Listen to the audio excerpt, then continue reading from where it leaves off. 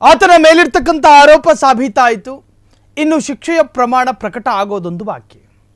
ಇನ್ನು ಕೆಲವೇ ಕ್ಷಣಗಳಲ್ಲಿ ಶಿಕ್ಷೆಯ ಪ್ರಮಾಣವು ಕೂಡ ಪ್ರಕಟ ಆಗುತ್ತೆ. ಹಾಗಾದ್ರೆ ಚಟಗಾರ ಪ್ರಜ್ವಲ್ಗೆ ಕೆಲವೇ ಕ್ಷಣಗಳಲ್ಲಿ ಶಿಕ್ಷೆ ಜಾರಿಯಾಗುತ್ತೆ.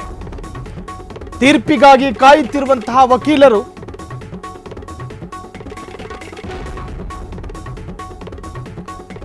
ಕಿಕ್ಕಿರಿದು ತುಂಬಿರುವ ಕೋರ್ಟ್ ಹಾಲ್, ಎಲ್ಲರಿಗೂ ಕಾತರ ಕುತೂಹಲ, ಎಲ್ಲರ ಚಿತ್ತ ನ್ಯಾಯಮೂರ್ತಿ ಸಂತೋಷ್ ಗಜಾನನ ಭಟ್ ಆದೇಶದತ್ತ. ನ್ಯಾಯಾಧೀಶರಿಂದ ಕೆಲವೇ ಕ್ಷಣಗಳಲ್ಲಿ ಶಿಕ್ಷೆ ಪ್ರಮಾಣ ಪ್ರಕಟ. ಪ್ರಜ್ವಲ್ ರೇವಣ್ಣಗೆ ಜೀವಾವಧಿಯೋ 10 ವರ್ಷ ಜೈಲು. ಚಟಗಾರ ಪ್ರಜ್ವಲ್ಗೆ ಕೆಲವೇ ಕ್ಷಣಗಳಲ್ಲಿ ಶಿಕ್ಷೆ. ತೀರ್ಪಿಗಾಗಿ ಕಾಯುತ್ತಿರುವಂತಹ ವಕೀಲರು ಹೆಣ್ಣು ಮಕ್ಕಳ ಮನಸ್ಸಿಗೂ ಸಮಾಧಾನ ಸಿಗೋ ತೀರ್ಪಿದಾಗುತ್ತೆ. ಕಿಕ್ಕಿರಿದು ತುಂಬಿರುವ ಕೋರ್ಟ್ ಹಾಲ್. ನಾನು ಸಂಸದ, ನಾನು ಹೆಣ್ಣು ಮಕ್ಕಳನ್ನ ಯಾವಾಗ ಬೇಕಾದ್ರೂ ಮುಟ್ಟಬಹುದು, ಯಾವಾಗ ಬೇಕಾದ್ರೂ ಲೈಂಗಿಕ ಪೀಡನೆ ಕೊಡಬಹುದು, ನನಗೆ ಸರ್ಕಾರ ಮಾನವೀಯ ನೋಟವನ್ನ ಬೀರುತ್ತೆ, ಯಾರು ಅನ್ಕೊಳಕ್ ಹೋಗಬೇಡಿ. ದುಡ್ಡಿದ್ದವರಿಗೂ ಒಂದೇ ಕಾನೂನು, ಇಲ್ಲದವರಿಗೂ ಒಂದೇ ಕಾನೂನು. ನಮ್ಮ ದೇಶದ ಕಾನೂನು ಎಲ್ಲರಿಗೂ ಒಂದೇ ತರ. ಚಟಗಾರ ಪ್ರಜ್ವಲ್ಗೆ ಕೆಲವೇ ಕ್ಷಣಗಳಲ್ಲಿ ತೀರ್ಪು ಈಗ ಪ್ರಕಟ ಆಗುತ್ತೆ. ನಿನ್ನೆ ಕೋರ್ಟಿಗೆ ಬರಬೇಕಾದ್ರೆ ಜೀನ್ಸು ಒಂದು ಒಳ್ಳೆ ಬ್ರ್ಯಾಂಡೆಡ್ ಶರ್ಟ್ ಹಾಕೊ ಬಂದಿದ್ರು. ಇನ್ನು ಜೈಲಿಗೆ ಹೋಗ್ಬೇಕಾದ್ರೆ ಸಂಸದ ಅನ್ನೋ ಕಾರಣಕ್ಕೆ ಹಂಗೆ ಬಿಡಲ್ಲ, ಒಳಗಡೆ ಎಲ್ಲ ಗುಂಡಿ ಬಿಚ್ಚಿ ಬಿಳಿ ಶರ್ಟ್ ಕೊಡ್ತಾರೆ, ಹಾಕೊಂಡು ಒಳಗೆ ಕೂತ್ಕೋಬೇಕು. ಸೆಲ್ಲನ್ನು ನೋಡಿ ಭಯ ಪಡಬಾರ್ದು, ಅಯ್ಯೋ ಇಷ್ಟು ಗಲೀಜಾಗಿದೆಯಲ್ಲ ಅಂತ. ಯಾಕೆ ಹೇಳಿ? ಮನೆ ಕೆಲಸದವ್ರನ್ನೇ ಬಿಡಲಿಲ್ಲ, ಅದೇ ಸೆಲ್ನಲ್ಲಿ ಕೂತ್ಕೋಬೇಕು. ಅಯ್ಯೋ ನನ್ನ ಬ್ಯಾರಕ್ಕಲ್ಲಿ ಇವರೆಲ್ಲ ಇದ್ದಾರೆ, ಇವ್ರ ಜೊತೆನೆ ಕೂತ್ಕೋಬೇಕು. ನ್ಯಾಯಾಂಗ ಬಂಧನದಲ್ಲಿದ್ದಾಗ ಒಂದಷ್ಟು ಅನುಕೂಲಗಳಿರ್ತವೆ, ಆದರೆ ಶಿಕ್ಷೆ ಪ್ರಮಾಣ ಪ್ರಕಟ ಆದಾಗ ಬ್ಯಾರಕ್ಕೂ ಚೇಂಜು, ಸೀನೂ ಚೇಂಜು, ಕಂಪ್ಲೀಟ್ ಚಿತ್ರಣವೇ ಬದಲಾಗುತ್ತೆ. ಏನು ಸಿಗಲ್ಲ ಅನುಕೂಲಗಳು. ಪ್ರಜ್ವಲ್ ರೇವಣ್ಣಗೆ ಜೀವಾವಧಿಯೋ 10 ವರ್ಷ ಜೈಲು. ಸೊ ಎಲ್ಲವೂ ಕೂಡ ಇನ್ನೇನು ಕೆಲವೇ ಕ್ಷಣಗಳಲ್ಲಿ ಪ್ರಕಟ ಆಗುತ್ತೆ. ಎಲ್ಲ ಕೈದಿಗಳು ಇಷ್ಟಪಡೋದು ನ್ಯಾಯಾಂಗ ಬಂಧನವನ್ನ. ಎಲ್ಲ ಕೈದಿಗಳು ಇಷ್ಟಪಡೋದು ಜುಡಿಷಿಯಲ್ ಕಸ್ಟಡಿಯನ್ನ. ಅಂದರೆ ಅಲ್ಲಿ ವಿಚಾರಣಾಧೀನ ಕೈದಿಯಾಗಿರ್ತಾರೆ, ಆ ಸಂದರ್ಭದಲ್ಲಿ ಒಂದಷ್ಟು ಅನುಕೂಲಗಳಿರ್ತವೆ. ಆದರೆ ಯಾವಾಗ ಶಿಕ್ಷೆಯ ಪ್ರಮಾಣ ಪ್ರಕಟ ಆಗಿ ತೀರ್ಪು ಬಂದು ಜೈಲು ಅಂತ ಆಗುತ್ತೋ ಮುಗಿತಲ್ಲಿಗೆ. ಜೈಲಿನ ನಿಯಮಗಳನ್ನು ಪಾಲಿಸಬೇಕು, ಜೈಲಾಧಿಕಾರಿಗಳು ಹೇಳೋದನ್ನು ಅನುಸರಿಸಬೇಕು, ಶುಚಿತ್ವವನ್ನು ಕಾಪಾಡ್ಕೋಬೇಕು, ಜೈಲಿನ ಮ್ಯಾನ್ಯುವಲನ್ನು ಅನುಸರಿಸಬೇಕು. ತನಗಿಷ್ಟ ಬಂದ ಹಾಗೆ ಮಾಡಿಕೊಳ್ಳುವ ಹಾಗೇ ಇಲ್ಲ. ತನ್ನ ವ್ಯಕ್ತಿ ಸ್ವಾತಂತ್ರ್ಯ ಸಂಪೂರ್ಣವಾಗಿ ನಾಶ ಅಲ್ಲಿ. ಈ ಹಿಂದೆ ಜೀವಾವಧಿ ಶಿಕ್ಷೆಯ ಬಗ್ಗೆ ಒಂದು ಬಹಳಷ್ಟು ದೊಡ್ಡ ಮಟ್ಟಿಗಿನ ಚರ್ಚೆಯಾಗಿತ್ತು. ದೊಡ್ಡ ಮಟ್ಟಿಗಿನ ಚರ್ಚೆ. ಜೀವಾವಧಿ ಶಿಕ್ಷೆ ಅಂದರೆ ಕನಿಷ್ಠ ಅಥವಾ ಗರಿಷ್ಠ 14 ವರ್ಷ ಮಾತ್ರ, ಅದಾದ್ಮೇಲೆ ರಿಲೀಸು ಅಂತ. ಈ ಹಿಂದೆ ಸುಪ್ರೀಂ ಕೋರ್ಟ್ ಅದಕ್ಕೊಂದು ಕ್ಲಾರಿಟಿ ಕೊಡ್ತು.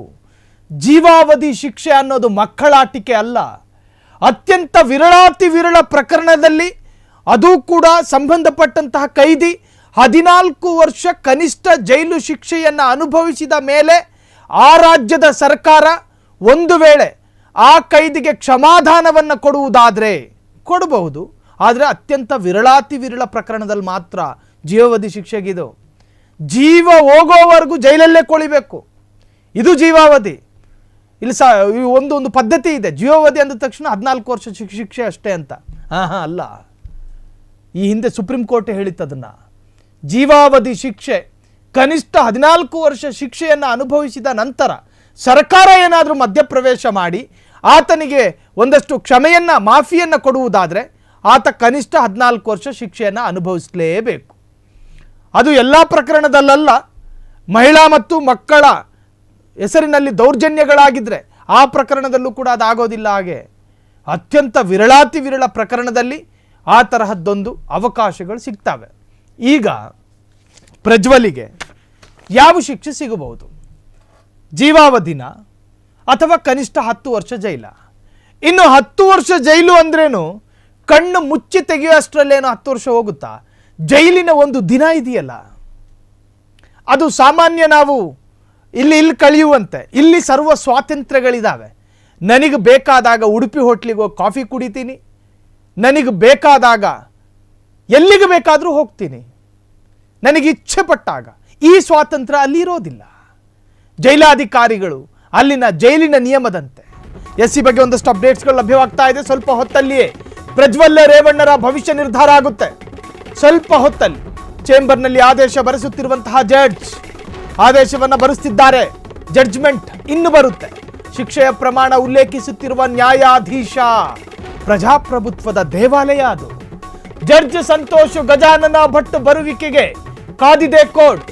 ಇನ್ನು ಕೆಲವೇ ಕ್ಷಣಗಳಲ್ಲಿ ಡೆಮಾಕ್ರಸಿ ಸಿಸ್ಟಮ್ನ ಅತ್ಯಂತ ಬ್ಯೂಟಿ ಪ್ರದರ್ಶನ ಆಗುತ್ತೆ. ಕನಿಷ್ಠ ಶಿಕ್ಷೆಗೆ ಮೊರೆ ಇಟ್ಟಿರುವ ಪ್ರಜ್ವಲ್ ರೇವಣ್ಣ, ನನಗೆ ಸ್ವಲ್ಪ ಶಿಕ್ಷೆ ಕೊಡಿ, ಶಿಕ್ಷೆಯ ಪ್ರಮಾಣದಲ್ಲಿ ಕಡಿಮೆ ಮಾಡಿ. ಸ್ವಲ್ಪ ಹೊತ್ತಿನಲ್ಲಿಯೇ ಪ್ರಜ್ವಲ್ ರೇವಣ್ಣ ಭವಿಷ್ಯ ನಿರ್ಧಾರ ಆಗುತ್ತೆ. ಚೇಂಬರ್ನಲ್ಲಿ ಆದೇಶ ಬರೆಸುತ್ತಿರುವ ಜಡ್ಜ್ ಶಿಕ್ಷೆಯ ಪ್ರಮಾಣ ಉಲ್ಲೇಖ ಮಾಡ್ತಿದ್ದಾರೆ ನ್ಯಾಯಾಧೀಶ. ಜಡ್ಜ್ ಸಂತೋಷ್ ಗಜಾನನ ಭಟ್ ಬರುವಿಕೆಗಾಗಿ ಕಾದು ಕೂತಿದೆ ಕೋರ್ಟ್ ಅಂಗಳ. ಕೆಲವೇ ಕ್ಷಣ ಜಡ್ಜ್ಮೆಂಟ್ ಸಿಗುತ್ತೆ. ಕನಿಷ್ಠ ಶಿಕ್ಷೆಗೆ ಮೊರೆ ಇಟ್ಟಿರುವ ಪ್ರಜ್ವಲ್ ರೇವಣ್ಣ, ಸ್ವಲ್ಪ ಹೊತ್ತಿನಲ್ಲಿಯೇ ಪ್ರಜ್ವಲ್ ರೇವಣ್ಣ ಭವಿಷ್ಯ ನಿರ್ಧಾರ ಆಗುತ್ತೆ. ಒಂದು ವೇಳೆ ಜೀವಾವಧಿ ಶಿಕ್ಷೆಯಾದ್ರೆ ಗತಿ ಏನು? 10 ವರ್ಷ ಜೈಲಾದ್ರೆ ಗತಿ ಏನು? ದಿನಕ್ಕೆ 400-450 ರೂಪಾಯಿ ಸಂಬಳನೂ ಇದೆ ಈಗ. 10 ವರ್ಷ ಜೈಲು ಶಿಕ್ಷೆ ಏನಾದರೂ ಆದರೆ ನೋಡಿ, ನ್ಯಾಯಾಲಯದಲ್ಲಿ ಏನಾಗಿದೆ ಅನ್ನೋದನ್ನೇ ಹೇಳ್ಬೋದು, ಏನಾಗುತ್ತೆ ಅನ್ನೋದನ್ನೇ ಹೇಳೋದಕ್ಕಾಗಲ್ಲ. ಸೊ ಇನ್ನೇನು ಕೆಲವೇ ಕ್ಷಣಗಳಲ್ಲಿ ಆ ಶಿಕ್ಷೆಯ ಪ್ರಮಾಣದ ತೀರ್ಪು ಕೂಡ ಪ್ರಕಟ ಆಗುತ್ತೆ. ಅಲ್ಲಿ ನಾನು ಹೇಳೋದು ಒಂದು ವೇಳೆ 10 ವರ್ಷ ಜೈಲೇ ಅಂತ ಇಟ್ಕೊಳ್ಳಿ, 10 ವರ್ಷ ಜೈಲು, ಇನ್ನು 10 ವರ್ಷ ಜೈಲಾದರೆ ಇನ್ನು 6 ವರ್ಷ ಸ್ಪರ್ಧೆ ಮಾಡೋದಕ್ಕಾಗಲ್ಲ ಎಲೆಕ್ಷನಲ್ಲಿ. ನಾನು ಸಂಸದ, ನಾನು MLA ಎಲೆಕ್ಷನ್ ನಿಂತ್ಕೊತೀನಿ ಅಥವಾ MP ಎಲೆಕ್ಷನ್ ನಿಂತ್ಕೊತೀನಿ, ಆಗಲ್ಲ. 6 ವರ್ಷ ಆತನ ಸಂಸದ ಸ್ಥಾನವೂ ಕೂಡ ಅನರ್ಹ. ಆತನಿಗೊಂದು ಪ್ರತ್ಯೇಕವಾದಂತಹ ಸೌಲಭ್ಯಕ್ಕೂ ಕೂಡ ಅನರ್ಹನಾಗ್ತಾನೆ. 10 ವರ್ಷ ಜೈಲು ಶಿಕ್ಷೆ ಅಥವಾ ಗರಿಷ್ಠ ಅಂದರೆ ಇದರಲ್ಲಿ ಜೀವಾವಧಿ ಶಿಕ್ಷೆ. ಸೊ ಒಂದು ವೇಳೆ ಇವತ್ತು ತೀರ್ಪು ಪ್ರಕಟ ಆದರೆ, ಇವತ್ತೇನಾದರೂ ತೀರ್ಪು ಪ್ರಕಟ ಆದರೆ, ಈವರೆಗೂ ಕೂಡ ಆತ ವಿಚಾರಣಾಧೀನ ಕೈದಿಯಾಗಿದ್ದ. ಈವರೆಗೂ ಆ ವ್ಯಕ್ತಿ ವಿಚಾರಣಾಧೀನ ಕೈದಿಯಾಗಿದ್ದ. ವಿಚಾರಣಾಧೀನ ಕೈದಿಗೂ ತೀರ್ಪು ಬಂದ ನಂತರದ ಜೈಲು ಶಿಕ್ಷೆಯ ಕೈದಿಗೂ ಅಜಗಜಾಂತರ ವ್ಯತ್ಯಾಸಗಳಿದ್ದಾವೆ. ಜುಡಿಷಿಯಲ್ ಕಸ್ಟಡಿಯಲ್ಲಿದ್ದಾಗ, ವಿಚಾರಣಾಧೀನ ಕೈದಿಯಾಗಿದ್ದಾಗ ಒಂದಷ್ಟು ಅನುಕೂಲಗಳು ಈ ಪ್ರಜ್ವಲ್ ರೇವಣ್ಣನಿಗೆ ಲಭ್ಯವಾಗ್ತಿರಬಹುದು. ಆದರೆ ಇನ್ನು ಮುಂದೆ ಅದು ಲಭ್ಯ ಆಗೋದಿಲ್ಲ. ಸರ್ವೇ ಸಾಮಾನ್ಯ ಕೈದಿಯಂತೆ ದಿನ ದೂಡಬೇಕಾಗಿ ಬರುತ್ತೆ ಪ್ರಜ್ವಲ್ ರೇವಣ್ಣರಿಗೆ. ಕಾರಾಗೃಹದ ನಿಯಮಗಳನ್ನು ಕಟ್ಟುನಿಟ್ಟಾಗಿ ಪಾಲಿಸಲೇಬೇಕಾಗುತ್ತೆ ಪ್ರಜ್ವಲ್ ರೇವಣ್ಣರಿಗೆ. ಜೈಲಾಧಿಕಾರಿ ಹೇಳಿದ್ದನ್ನ, ಬೆರಳಲ್ಲಿ ತೋರಿಸಿದ್ದನ್ನ ಮಾಡಲೇಬೇಕಾಗುತ್ತೆ ಬೆನ್ನು ಬಗ್ಗಿಸಿ ಪ್ರಜ್ವಲ್ ರೇವಣ್ಣರಿಗೆ. ನೆಟ್ಟಿಗೆ ಕೆಲಸ ಮಾಡಿದ್ರೆ ಸಂಬಳನೂ ಕೊಡ್ತಾರೆ ಜೈಲಲ್ಲಿ. ನೆಟ್ಟಿಗೆ ಮಾಡ್ಬೇಕು ಕೆಲಸ.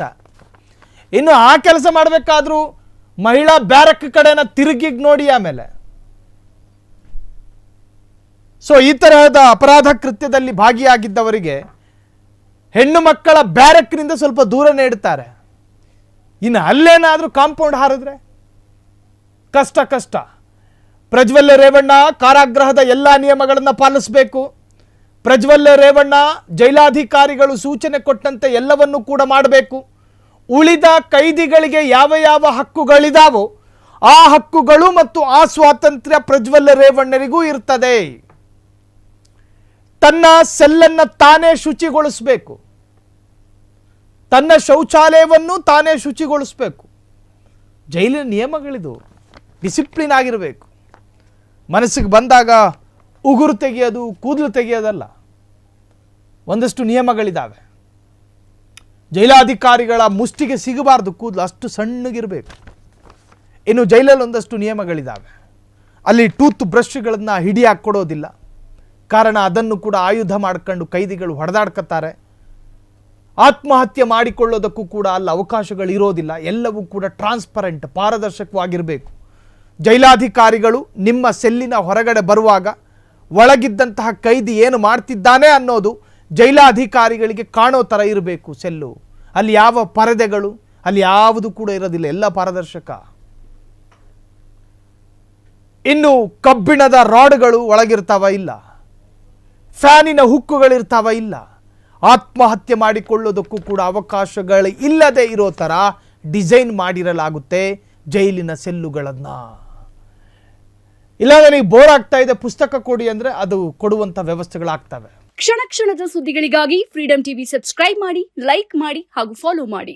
ಹೊಸ ಸುದ್ದಿಗಳ ನೋಟಿಫಿಕೇಶನ್ಗಾಗಿ ಬೆಲ್ ಐಕಾನ್ ಮೇಲೆ ಕ್ಲಿಕ್ ಮಾಡಿ.